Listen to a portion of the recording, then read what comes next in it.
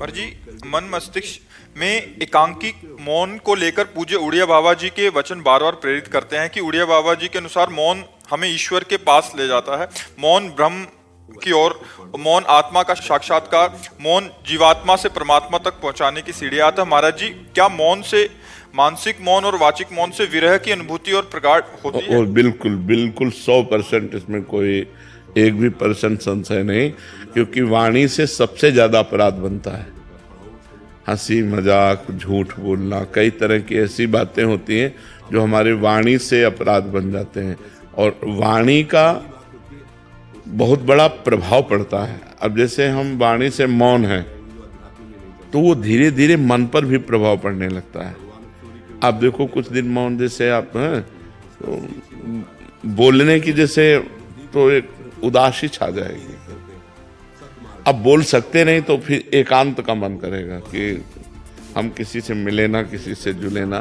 पर जैसे जिसका व्यापार है या नौकरी है या अन्य साधनों में रत है और साधनरत है, तो मतलब विचार मौन रहना चाहिए। विचार मौन ज्यादा उत्तम है। विचार मौन का मतलब है जैसे आप हमसे कोई बात पूछ रहे हैं,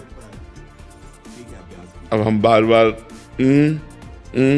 अब पूरी मनोशक्ति लग रही हो, आप समझ नहीं पा रहे, हम समझाना चाह रहे, तो हमारे अंदर चिड़चिड़ापन आ जाएगा। अगर अत्यंत आवश्यक है तो हम बोल देते हैं, और अत्यंत आवश्यक नहीं है तो हम उत्तर नहीं देते। इसे विचार मौन कहते हैं। जो बोलेंगे सत्य बोलेंगे, मृदु बोलेंगे, हितकर बोलेंगे, नहीं तो मौन रहेंगे। साधक जो गृहस्थी में है उसे जड़ मौन ना लेकर विचार मौन उत्तम रहेगा, क्योंकि परिवार है, गृह कार्य है। अच्छा, संत वेश में क्या है कि अब हम आज से नहीं बोलना चाहते, तुम्हारे ऊपर किसी का अधिकार नहीं, आप हमें नहीं बुलवा सकते।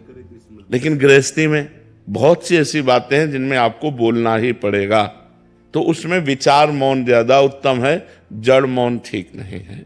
तो विचार मौन के द्वारा भी वही गति प्राप्ति की जा सकती है।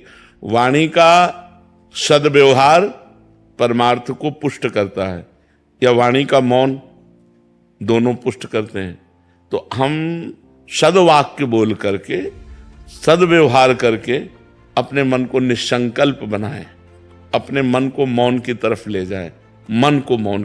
मन का संकल्प रहित हो जाना ही सच्चा मौन है।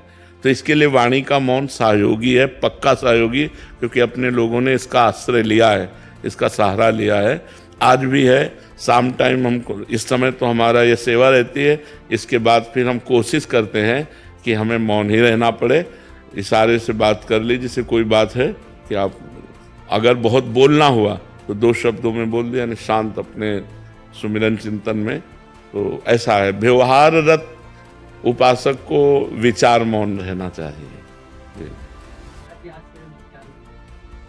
हाँ, सबको चाहिए। हम व्यर्थ में क्यों बोलें, हम क्यों गाली गुप्ता करें, अपनी जवान गंदी करें, झूठ बोलें, व्यर्थ में क्यों बोलें। बहुत गंभीर रहना चाहिए, शांत रहना चाहिए। उसकी बात सुनी, अगर बोलने लायक है तो उत्तर दिया, नहीं तो मौन है, हमें क्या मतलब, चल दिया। अगर मान लो आपसे कोई पूछ रहा है, आपसे ही डायरेक्ट पूछ रहा है, कोई बात पूछ रहा है, आपको लग रहा है उत्तर देना ठीक नहीं, नजर नीचे की, चल दिया। वो आदमी जो समझे, पागल समझे, अभिमानी समझे, जो समझे वो समझा करे। आप तो प्रपंच रहित हैं, और जो साधक है वो समझ जाएगा, बड़ा प्रवीण साधक है, अपने आप को कैसे बचाता है, देखो मौन होकर बचा लिया। शांत बिल्कुल बहुत जरूरी है। नहीं, वाणी से इतने अपराध बनते हैं कि लोग समझ नहीं पाते। वाणी से अपराध ही अपराध बनते रहते हैं, शरीर से और वाणी से ज्यादातर अपराध बनते रहते हैं। इसीलिए परमार्थ में उन्नति नहीं हो पाती। अगर शरीर और वाणी निष्पाप हो जाए तो मन बहुत जल्दी भगवान में लग जाए। इसीलिए देखो, संतों को देखो, बड़ा पवित्र स्नान, कपड़ा लत्ता सब पवित्रता से रहना, कि हमारा शरीर निष्पाप हो जाए, हमारी वाणी निष्पाप हो जाए, तो मन भगवान में लग जाए।